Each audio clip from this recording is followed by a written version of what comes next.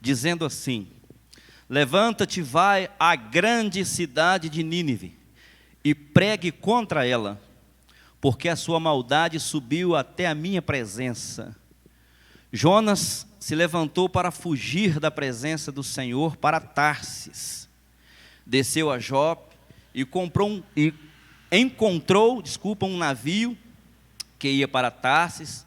Comprou a passagem, pagou a passagem, embarcou no navio para ir com eles para Tarsis, para longe da presença do Senhor.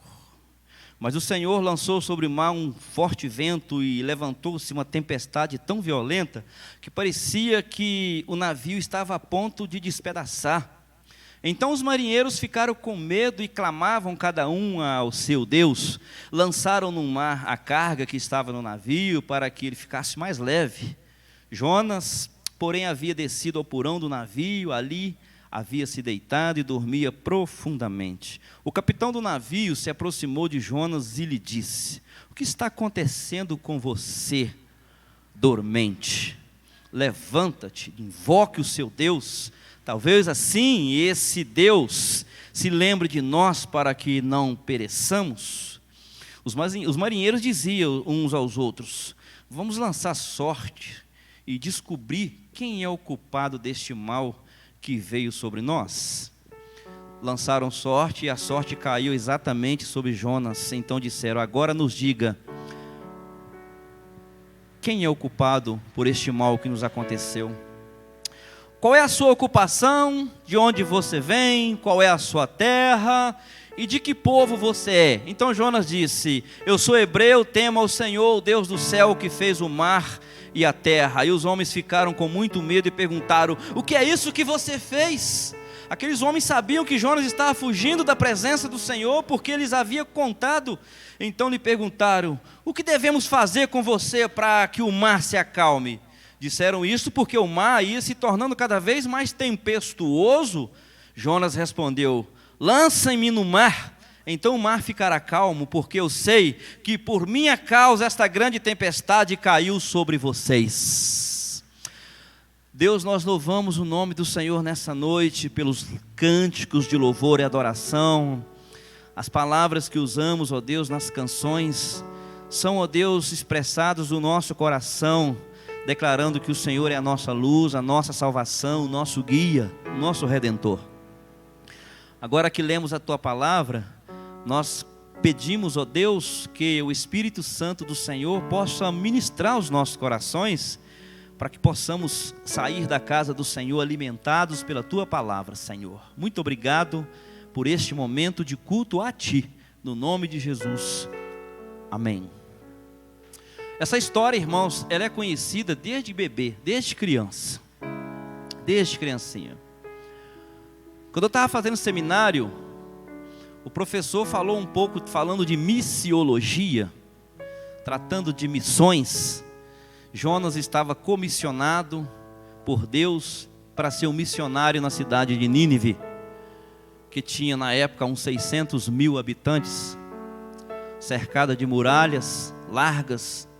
Os muros passavam carruagens em cima, uma cidade fortificada, capital da Assíria, inimigos de Israel, inimigos dos hebreus desde sempre. Jonas odiava aquele povo com todas as suas forças, porque matavam e torturavam o povo de Deus, os assírios.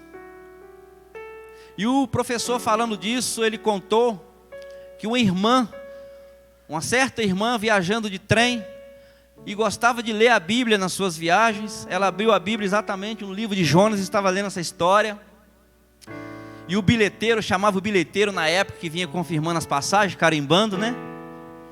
E ele passou assim, viu a Bíblia aberta no livro de Jonas e conferiu a passagem dessa senhora. Quando ele voltou, ele falou assim: a senhora acredita nessa história que a senhora está lendo? E ela olhou para o moço e falou assim: eu acredito. E ele, tudo bem, foi embora. Depois ele voltou e passou por ela de novo. Ela já estava no capítulo 2.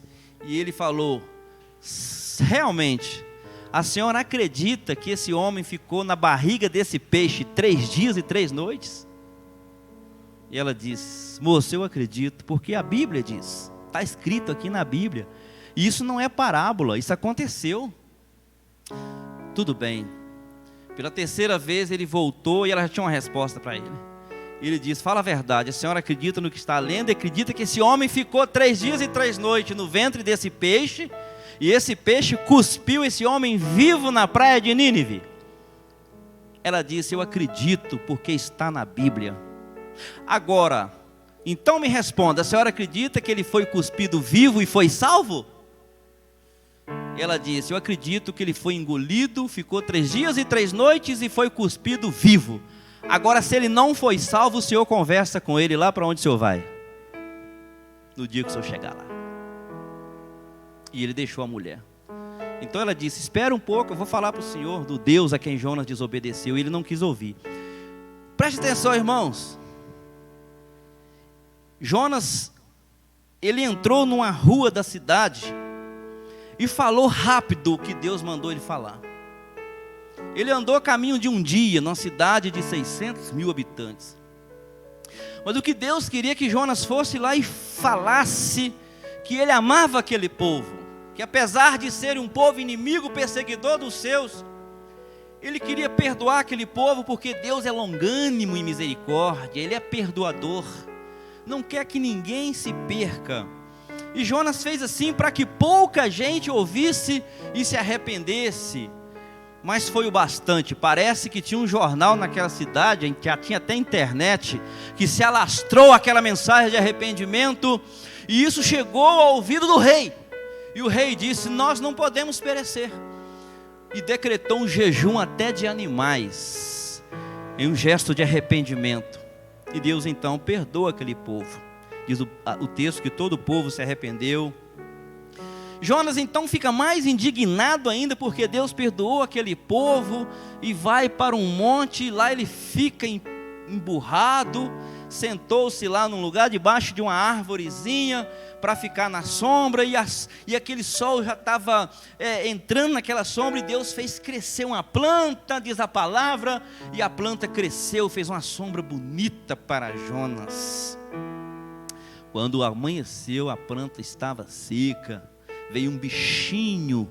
A Bíblia diz que Deus enviou um verme, um bicho que comeu aquela planta, a raiz da planta, e a planta morreu. E Jonas começou de novo a reclamar: o sol está queimando, a planta morreu. Então Deus fala com ele: você está com dó da planta?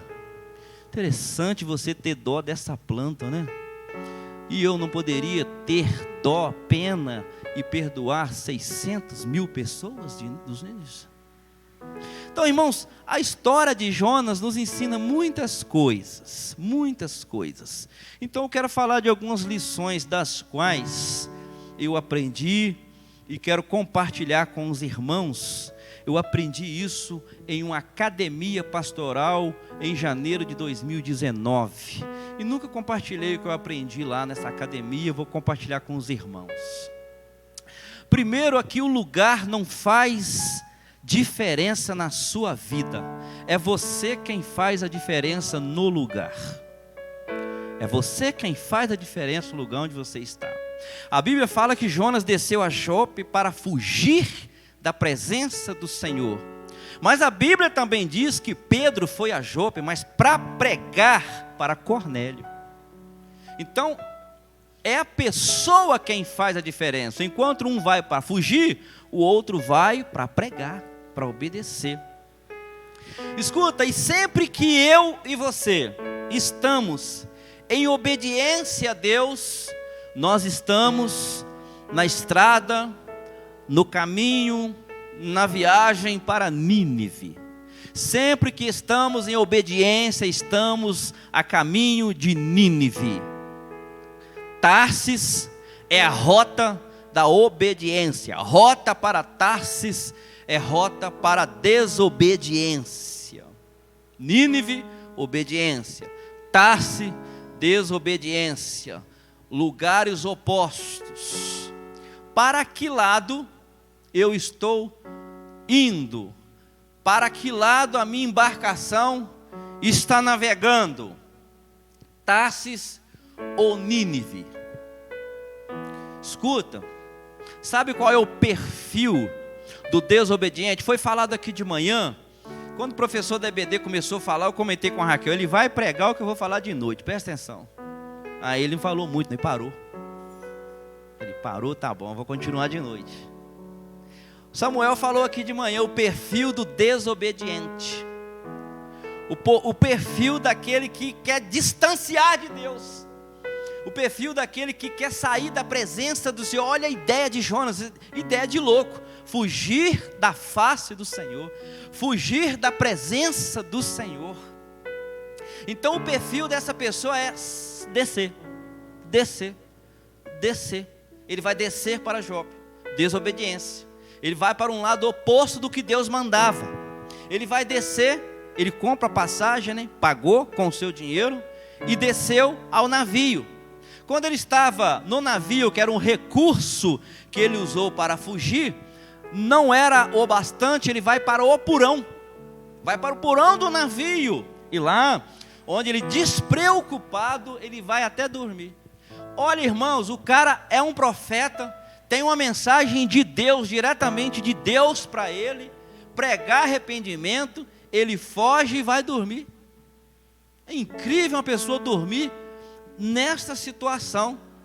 Como se não fosse o bastante, do porão, Jonas desce ao mar, jogados pelos marinheiros. Mas não estava bom Jonas descendo ao mar. Aí ele vai para dentro do grande peixe. A Bíblia diz que Deus enviou um grande peixe. A palavra não diz que peixe é, nós falamos baleia. Alguns historiadores ou teólogos supõem que é uma baleia. O texto não diz, fala de um grande peixe que engoliu Jonas. Aqui começa então, irmãos, a ação de Deus em cima da desobediência. Deus não deixa barato, não fica igual. Conheço alguém que diz assim: Deus não deixa a situação do mesmo tamanho, Ele vai agir agora. Enquanto Jonas disse, eu vou para Jope, Deus permitiu Jonas comprar a passagem e pagar. Deus permitiu ele entrar no navio e ir para o porão. Deus deixou Jonas até dormir. O marinheiro, o capitão, chamou de dormente, dorminhoco, dormente. Como é que pode você dormir? Deus então começa a agir, trabalhando em cima daquilo que nós escolhemos. Jonas escolheu este caminho, escolheu desobedecer, escolheu a rota para Tarsis. Deus não impediu. Escuta, Deus não vai impedir as nossas escolhas. Não, Ele vai nos deixar plantar à vontade. À vontade. E o mais incrível é que o mau plantio, ou um plantio mal feito de coisas que não agradam a Deus, o terreno é fértil. Isso é incrível, né? Nasce mesmo. E somos encarregados pela colheita. Agora Deus vai começar. Vamos agora falar da ação de Deus em cima das escolhas de Jonas. A primeira ação de Deus, diz o versículo: e o Senhor fez soprar um forte vento sobre o mar, e caiu uma tempestade tão violenta que o barco ameaçava arrebentar-se. Quem mandou o vento, irmãos? Quem provocou a tempestade? Quem provocou a mão de Deus para mandar vento ali? Quem provocou a ira de Deus para mandar um vento tão forte a ponto de arrebentar aquele navio com tudo que tinha, com todos que estavam ali dentro? Desobediência de Jonas. Nós falamos daqui domingo atrasado e domingo passado sobre as duas tempestades. Aqui Jesus estava no barquinho, aqui Jesus não estava no barquinho, mas vem andando sobre o mar e tudo ficou bom, graças a Deus. Nessa aqui Deus manda o vento, Deus manda a tempestade, e diz a Bíblia que todos os marinheiros ficaram com tanto medo de morrer, que começaram a clamar aos seus deuses. começaram a suplicar as suas divindades, porque eles entenderam que aquele vento não era normal, que aquela tempestade não era normal como as outras, era algo sobrenatural. Então eles invocam seus deuses para acalmar aquela situação. Veja no versículo 5 que lemos, que a minha desobediência, a nossa desobediência, ela causa prejuízos nas pessoas. O que eles fizeram no meio dessa confusão toda? Vamos julgar as cargas do navio, vamos fazer o navio ficar mais leve. Pega o trigo, pega o arroz, pega o feijão, pega a soja, pega tudo e vai jogando fora. Pega roupas, tira o peso do navio. Se for possível, joga tudo fora para o navio ficar leve, para a gente sobreviver. A sua desobediência causa prejuízo nas pessoas, causa prejuízo na sua família, causa prejuízo na sua empresa, na sua casa. A desobediência a Deus traz prejuízo, traz consequências. Diz o texto: e atiraram as cargas ao mar para tornar mais leve o navio. E enquanto isso tudo, irmãos, vento, tempestade, a água batendo e querendo quebrar o navio, lá estava Jonas, roncando, dormindo um sono, igual um bebê. Estava nem aí para nada. Dormia profundamente.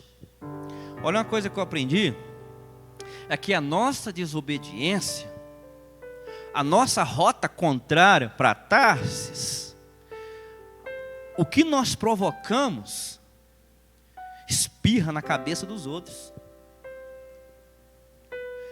Os irmãos conhecem aquele ditado que sofre inocente por causa do pecador? É mais ou menos isso. Sofre uma família toda por causa do pecador.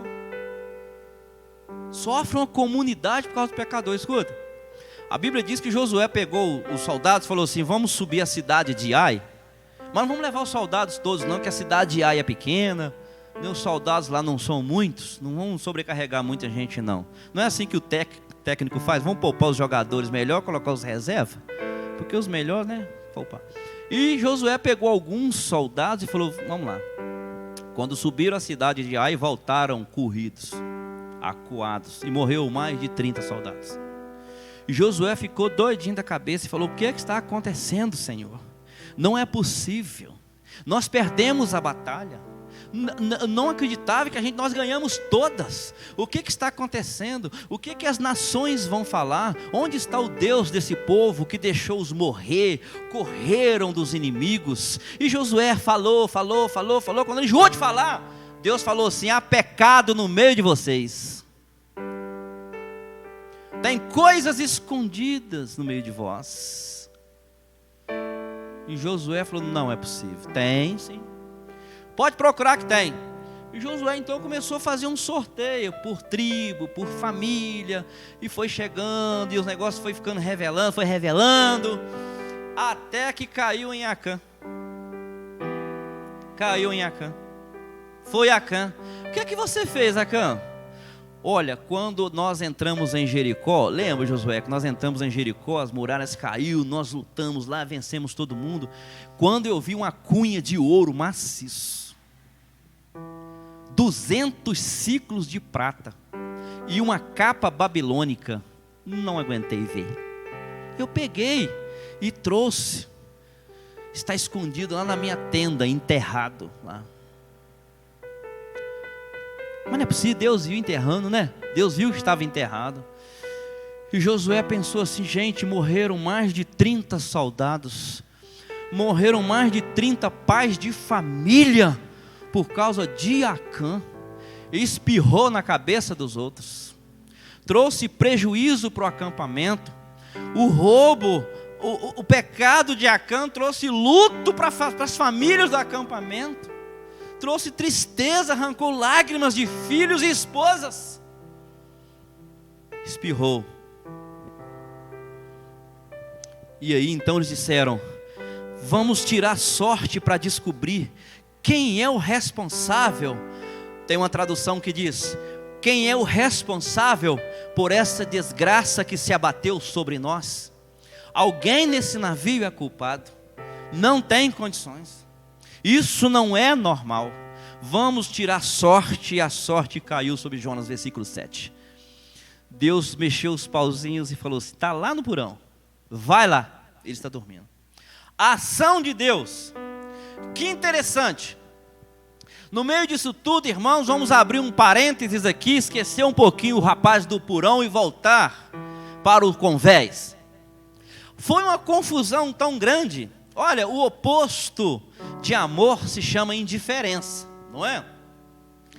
Você já parou para notar que as tragédias, nós vemos isso, estamos vendo ainda, mas graças a Deus está acabando, que a tragédia nos torna mais humanos, não é? Que as perdas nos tornam mais sensíveis. Nós nos deparamos com situação esquisita. Ontem eu fui fazer uma visita no irmão José Rodrigues, está aqui presente. Deus abençoe, irmão José. E a esposa dele até diz assim: engraçado que na Covid não teve idade, não teve ninguém, né? Que escapou. Pegou gente de toda idade, de todo jeito.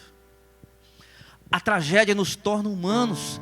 Todo mundo naquela tripulação se tornou amigos. Todo mundo ficou amigo ali. No meio daquele alvoroço, irmãos, não tinha estranhos mais. Todos os marinheiros ficaram com um só medo e cada um clamava ao seu Deus.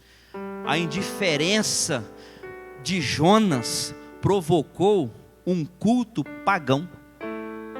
A desobediência de Jonas fez com que todas as pessoas ali começassem a invocar a deuses, culto pagão, idolatria. Olha só, versículo 5. Enquanto isso, Jonas, voltando lá, que tinha descido para o porão, se deitado, dormia profundamente. Enquanto a sua desobediência provocava um culto pagão, imagine como que eles estavam cultuando os seus deuses. Imagina Deus do alto céu, vendo aquela tempestade, o vento batendo, as ondas batendo, aquelas pessoas cultuando aos seus deuses, naquela devoção idólatra, e ele dormindo. Mas Deus está agindo, Deus ainda está em ação. Vem uma segunda ação de Deus aqui, irmãos. Aqui ele já começa a sua confissão, porque ele vê que ele não está escondido tanto assim. Alguém o achou. Alguém foi lá e falou assim: acorda, dormente. Te achamos. Você foi encontrado. Fala pra gente, quem é o responsável por tudo que está acontecendo? Se é que você sabe o que está acontecendo lá em cima, porque você está aqui no porão. Quem é o responsável? De onde você é? De que povo você é? Quem é você? Qual é a sua terra? Jonas então tem que tirar a sua identificação e mostrar: eu sou batizado no dia tal, mês tal, ano tal, sou membro da igreja batista tal, meu nome é tal, eu moro na rua tal, no bairro tal, o CPF do meu bairro é esse, eu sou hebreu, sou servo do Deus vivo, eu sou um desobediente, sou um profeta que está fugindo da presença do Senhor. Eu sou o culpado de tudo isso aí. Eu sou o culpado de você estar adorando outros deuses. Eu sou o culpado de você jogar as cargas fora. Eu sou o culpado de tanto terror e pânico que está sendo causado. Eu sou o culpado da mão de Deus estar mexendo nessa situação. Eu sou o culpado. Olha como que Deus começa a agir aqui, irmãos, trazendo confissão aos lábios de Jonas. E Jonas sabe que não vai acabar por aqui. E mesmo assim, há quem diz que ele prefere morrer afogado do que ir para Nínive.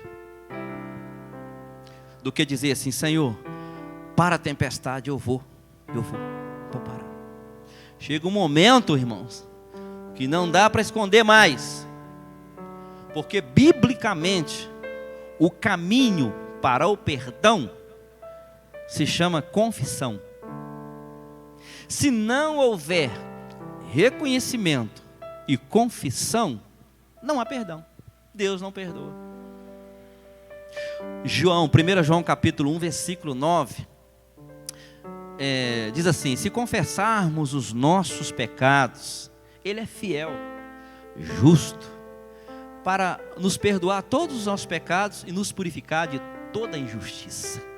É só reconhecer que está errado e confessar o pecado arrependido. Deus perdoa. Deus perdoa. Não acabou a ação de Deus, e você sabe muito bem que a ação de Deus não acabou aqui quando lançaram sorte e descobriram que era Ele. Vem uma outra ação de Deus. Ele diz: eu sou o mesmo. Faz o seguinte, para que essa tempestade acalme ou acaba, me joga no mar. Me joga no mar.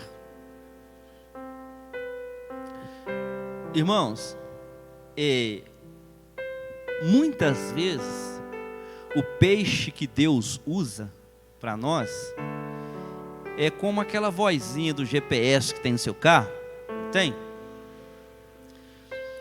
Teve um irmão que diz assim: a moça mais cheia do Espírito Santo que existe no mundo é aquela menina do GPS.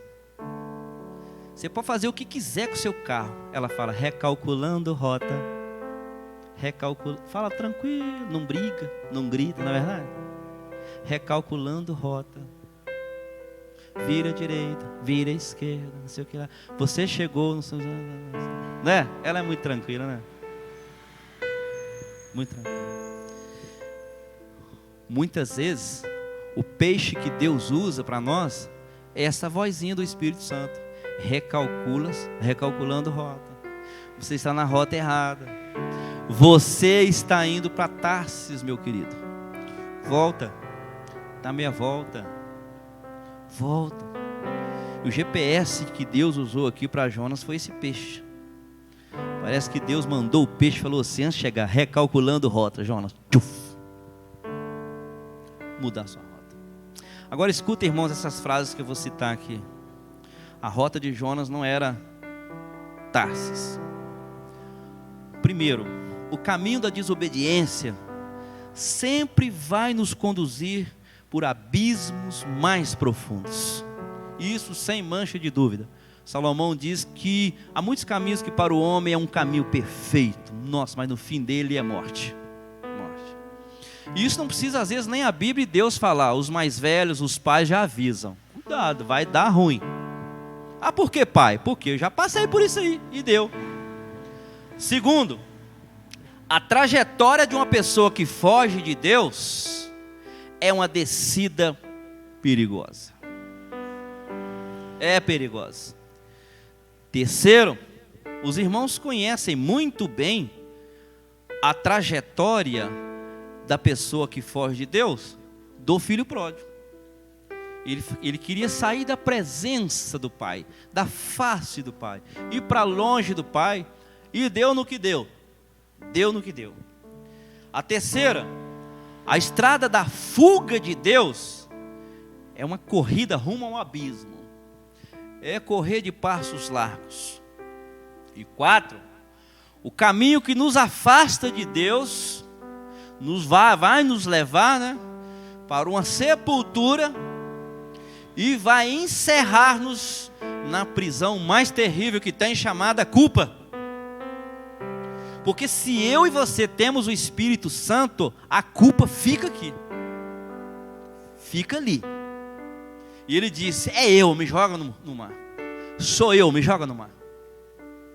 Enquanto não confessa, não deixa, é perdoado, fica ali a culpa. Satanás, ele é especialista em acusar. Mesmo você já estando perdoado, ele te acusa. Mesmo Deus te perdoando, te erguendo, te levantando, te colocando de pé, te usando, o demônio ainda te acusa, porque ele é o acusador. Ainda mais se não buscar o perdão de Deus, o reconhecimento. 5, a estrada da fuga de Deus está repleta de sinais. Escuta. Se você pegar o seu carro e não ler placas, vai dar ruim, vai complicar, vai dar alguma coisa errada, porque isso já aconteceu com pessoas que você conhece, desobedeceu, né? E Deus, Ele vai nos cercar, porque Ele nos ama, porque Ele nos quer bem. Ele vai nos cercar com águas, vai nos cercar com fogo, vai nos cercar com abismo, para nos trazer para os propósitos dEle. Porque Ele nos quer na presença dEle, Ele nos quer andando segundo os planos e os propósitos dEle para nós. Então Ele vai agir. Eu estou falando aqui da ação de Deus. E Ele sabe muito bem, e nós também sabemos pela Bíblia, que a provação nos conduz a uma busca diferenciada na oração.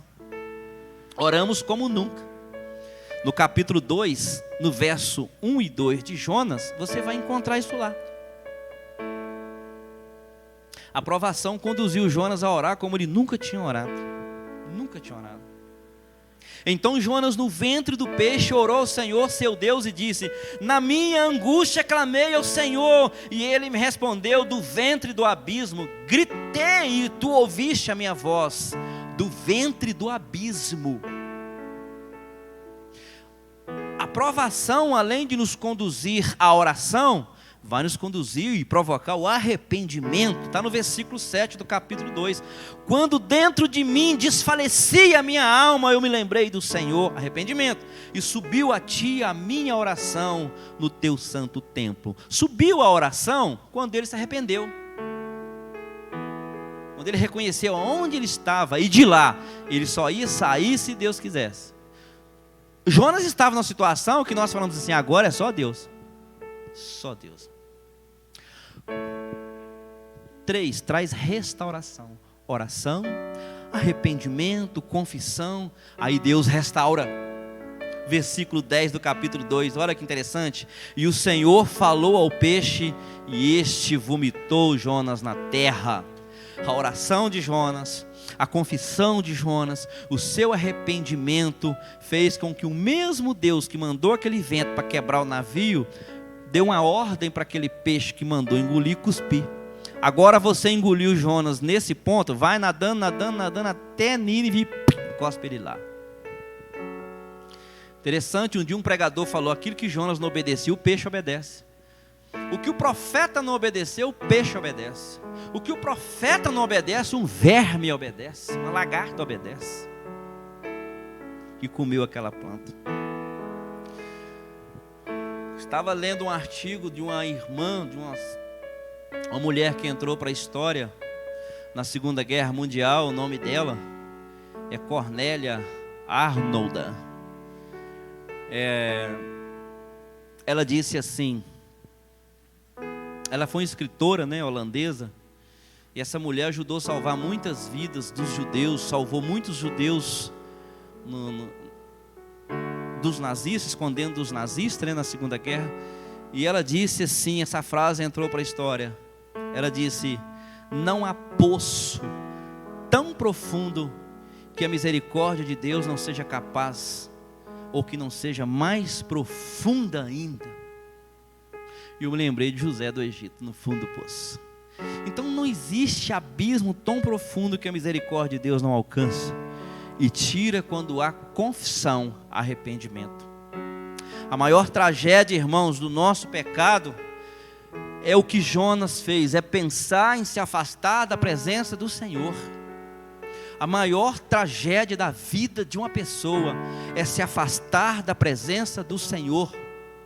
O rei Davi falou isso no seu salmo: Senhor, não me lances fora da sua presença, não tira de mim o seu espírito. Ele sabia que sem a presença de Deus, ele estava arruinado, porque era ele que tocava a sua harpa para o espírito mau sair de Saul. Ele sabia o que é uma pessoa sem a presença de Deus.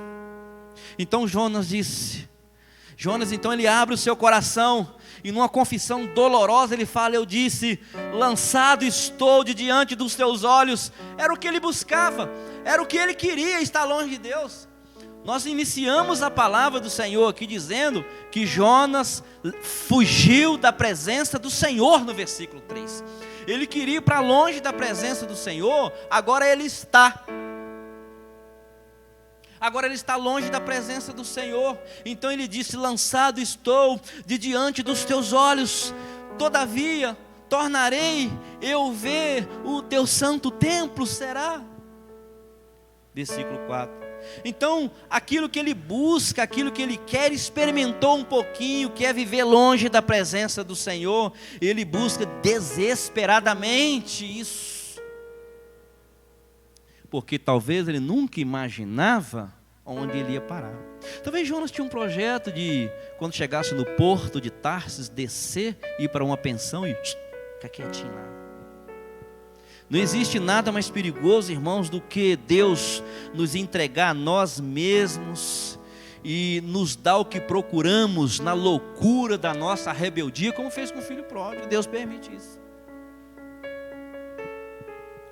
Permite isso. Um teólogo francês diz assim: após tentar fugir para Tarsis, saindo da presença de Deus, Jonas agora se vê a caminho do inferno, onde estará permanentemente isolado de Deus. Ele fala que a sua alma está no Seol, lugar dos mortos, mundo dos sepultados.